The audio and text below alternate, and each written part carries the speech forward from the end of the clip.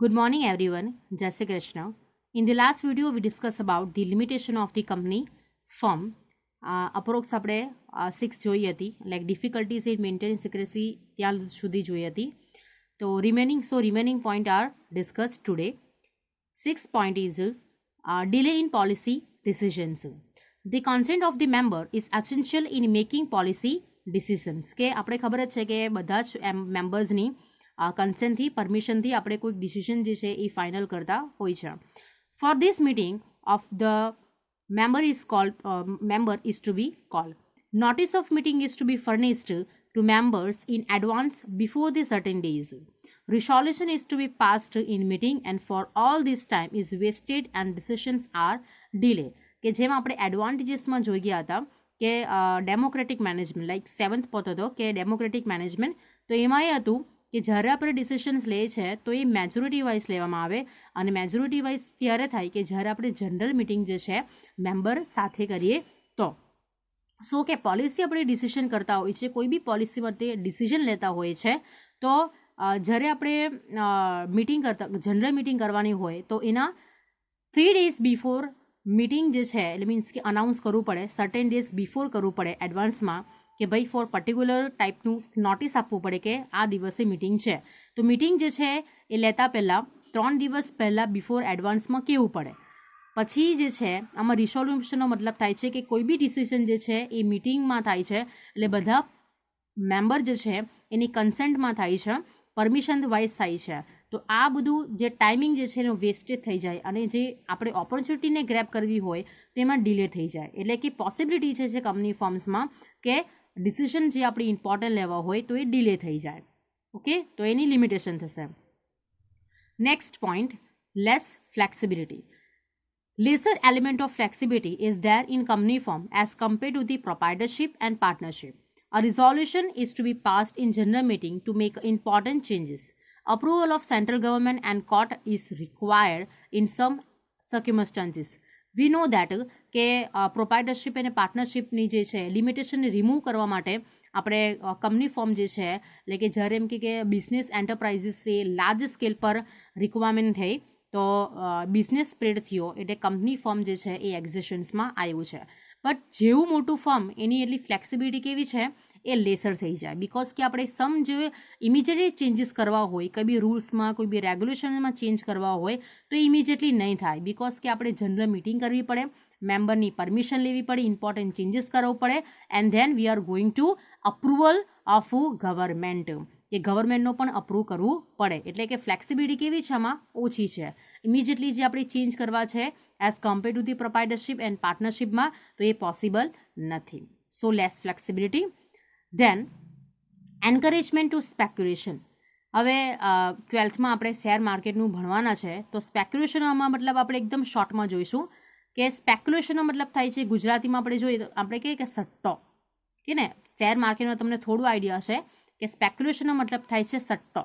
એટલે સટ્ટો તે તમને ખબર જ છે કે ઇલીગલ એક્ટિવિટી છે, રાઈટ? તો એ એમ કે લિમિટેશન થઈ જાય કે સટ્ટો એટલે કે ઇલીગલ એક્ટિવિટીને એન્કરેજમેન્ટ મળે. તો કેવી રીતે છે એ જોઈએ આપણે. Artificial changes in the stock market encourage the speculation as a director are acquainted. એક્વિન્ટેડનો મતલબ થાય છે aware with the secret information of the company. એક્વિન્ટેડનો મતલબ થાય છે aware. The speculation in share affected the economic interest of a small investors. Like આમાં આપણે સ્પેક્યુલેશનનો મતલબ થાય છે કે જે પરચેઝ એન્ડ સેલિંગ જે છે એ ઇલીગલ એક્ટિવિટી તરીકે કરે છે, બરાબર? એટલે કે જે માર્કેટમાં પ્રાઇસ નથી તો એના કંઈ પ્રાઇસ અલગ જ બતાવે. એટલે કે સમ આર્ટિફિશિયલ ચેન્જીસ જે કરે છે એને આપણે સટ્ટા મીન્સ કહે ને તો એને આપણે સ્પેક્યુલેશન કહીએ છીએ. એટલે કે વી નો દેટ કે ડિરેક્ટર જે છે એ કંપનીના રિપ્રેઝેન્ટેટિવ છે. ઓબ્વિયસલી કંપનીના રિપ્રેઝેન્ટેટિવ છે તો એને જે સિક્રેટ જે ઇન્ફોર્મેશન જે છે, જે કોન્ફિડેન્શિયલ ઇન્ફોર્મેશન છે તો એ અવેર છે એનાથી. એટલે શું કરશે, સિક્રેટ ઇન્ફોર્મેશનનો એ ફાયદો ઉઠાવીને માર્કેટમાં આર્ટિફિશિયલ ચેન્જીસ કરશે અને એના લીધે સ્પેક્યુલેશનને શું કરશે, એન્કરેજમેન્ટ મળશે. એટલે એનું પોતાનું એ શું કે પર્સનલ ઇન્ટરેસ્ટના માટે એવું કરશે કે એ સ્પેક્યુલેશન કરશે. એટલે એનાથી શું થશે કે જે મોટા ઇન્વેસ્ટર જે છે એને કોઈ એટલો બધો જે ડિફરન્સ નહીં થાય, બટ જે સ્મોલ ઇન્વેસ્ટર જે છે એનું ઇન્ટરેસ્ટ કેવું થઈ જશે, હાર્મ થઈ જશે, બિકોઝ કે અમાઉન્ટ જે છે એ સ્મોલ છે નહીં, અને સ્મોલ ઇન્વેસ્ટર્સ આમાં શું થાય, પીસાઈ જાય. આપણે એમ કહે ને કે હમણાં લોકડાઉન થયું તો કોને વધારે એમ કહે કે ફરક પડે, તો જે મિડલ ક્લાસ જે છે એ ફેમિલીને જ સફર કરતા હોય છે, જે પુઅર પીપલ જ સફર કરતા હોય છે, કે જેની પાસે પૈસા છે એ લોકોને તો લોકડાઉન બધું કંઈ તો સફર જ નથી, એ લોકોને કંઈ ખબર જ નથી, બિકોઝ કે એ લોકોની લાઈફમાં છે જ સેટ. એટલે કે આમાં પણ એવું થાય છે કે સ્મોલ ઇન્વેસ્ટરનું જ ઇન્ટરેસ્ટ શું થાય, હાર્મ થાય. સો એક લિમિટેશન થઈ જાય કે જ્યારે વધારે પડતું સ્પેક્યુલેશન આપવામાં આવે, એન્કરેજમેન્ટ આપવામાં આવે ત્યારે. The last point, disadvantages to the society. Society માટે ડિસએડવાન્ટેજીસ છે. Society has to become the victim, that means સફર કરે છે of a strike of employees. Like આપણે કહીએ ને કે સ્ટ્રાઇક કરે, કોઈ ફેક્ટરીમાં સ્ટ્રાઇક લાગી જાય, લોકઆઉટ બાય ધી એમ્પ્લોયરનો મતલબ કે ઓનર્સ થ્રુ એમ કે લોકઆઉટ થાય, એટલે તાળું લાગી જાય ફેક્ટરી કંપનીને, તો એ સોસાયટી સફર કરે છે, બિકોઝ કે ઇન્કમ જે છે એનો ઇન્કમનો સોર્સિસ જે છે એ ક્લોઝ થઈ જાય, તો સોસાયટી જ સફર કરતી હોય છે. Monopolistic evils the enter as more importance in given to the capital than man, hence unequal distribution of income and wealth arises in society. કે આ મોનોપોલિસ્ટિકનો મતલબ ખબર જ છે કે કોઈ માર્કેટમાં એક જ સિંગલ પ્રોડક્ટ હોય છે, એટલે single seller and single product હોય છે, તો એને આપણે મોનોપોલિસ્ટિક કહીએ. ઇકોનોમિક્સમાં તમને આવવાનું હશે કે આવી ગયું હશે. તો મોનોપોલિસ્ટિક તે એક સોસાયટીમાં જે છે ખરાબ ઇમ્પેક્ટ કરે છે, because monopoly create the more important given to the capital than the man. એટલે કે માણસ કરતાં, હ્યુમન બિંગ કરતાં કેપિટલને વધારે ઇમ્પોર્ટન્સ આપે છે. એટલે કે જે સોસાયટીમાં, જે કન્ટ્રીમાં એમ કે ડિસ્ટ્રીબ્યુશન જે છે એ ઇન્કમનું એન્ડ જે વેલ્થનું જે ડિસ્ટ્રીબ્યુશન જે છે એ પરફેક્ટલી ઇક્વલી થવું જોઈએ, તો ઇક્વલી નહીં થાય, એટલે શું થઈ જાય, અનઇક્વલી થઈ જાય, અને અનઇક્વલ ડિસ્ટ્રીબ્યુશન જે છે એ સોસાયટીને શું થાય, હાર્મફુલ થાય છે. એટલે સો આ 9 પોઈન્ટ જે છે એ બરાબર જોઈ લેજો. કંઈ પણ ક્વેરીઝ હોય તો you can ask me or message me. Then very next point, type of company. This question is asked for the 5 marks માટે, અને આ જે ફોર્મેટ જે છે ટાઈપ ઓફ કંપનીનો એ પણ 1 or 2 માર્ક્સ માટે તમને ખાલી ડ્રો કરવાનો આવી શકે. So type of the company, there are the 4 types of the company form. First, statutory company. Second, from the viewpoint of number of members. Third, from the viewpoint of control, and from the viewpoint of place of registration. આ તમને 1 માર્કમાં પણ પૂછાઈ શકે કે type of company. So first, statutory company, from the viewpoint number of the members, from the viewpoint of control, and from the viewpoint of place of registration. તો આ બધું discussion કરવાના છે આપણે 1 by 1. So let's start. First point, statutory company. It comes into existence by special law of parliament or legislative assembly, for example RBI and LIC.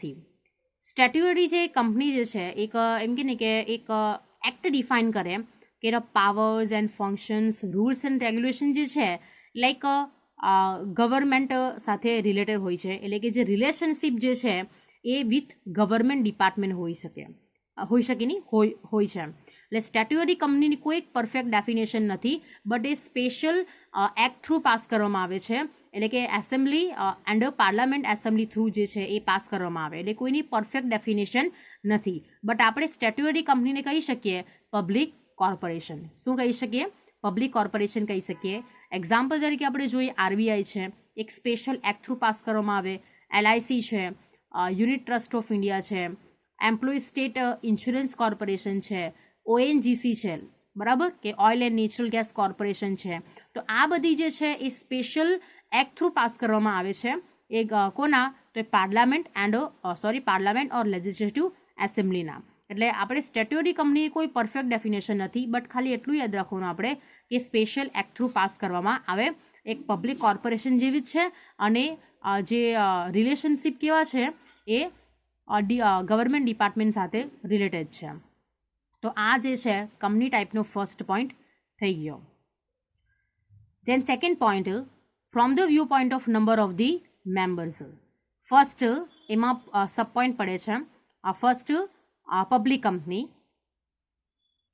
See, you can see second point, from the view point of number of the મેમ્બર્સમાં એમાં sub point પડે છે public company, private company and one person company. હવે પ્રાઇવેટમાં પણ પાછા 3 પડે છે, company limited by share capital, company limited by guarantee and company limited by unlimited liability. Same whereas same private company, company limited by share capital, by guarantee and by unlimited liability. તો આજે આપણે ખાલી company ફોર્મમાં types જ જોવાના છે. બીજું બધું આપણે ડિસ્કશન છે એ લેટર ઓન ડિસ્કસ કરશું વિડીયોમાં. પબ્લિક કંપની, આ પોઈન્ટ જે છે ઇઝી જ છે, જે આપણે ડિસ્કશન કરી ગયા હતા અગાડી વિડીયોમાં પણ.